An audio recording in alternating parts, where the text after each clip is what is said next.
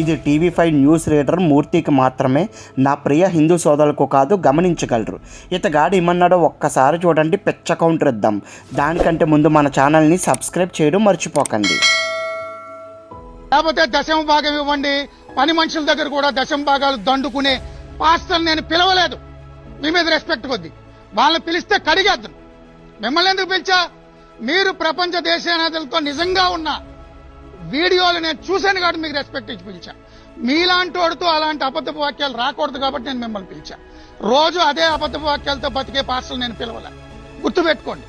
ఏంది మూర్తి, ఏం మాట్లాడుతున్నావు? దశమ భాగం తీసుకునే పాస్టర్స్ని నువ్వు పిలిస్తే కడిగేస్తావా?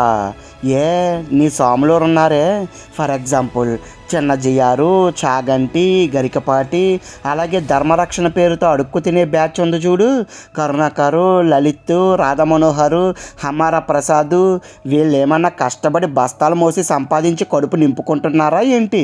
ప్రజల డబ్బుని పందికొక్కుళ్ళ మేస్తా లేదా? మరి వారిని ఎప్పుడు పిలవ్వే, వారిని కడగవే అంటే మీడియా వన్ సైడ్ అయిపోయిందా? పక్షపాతం చూపిస్తుందా? సిగ్గుందా నీకు ఇలా మాట్లాడడానికే?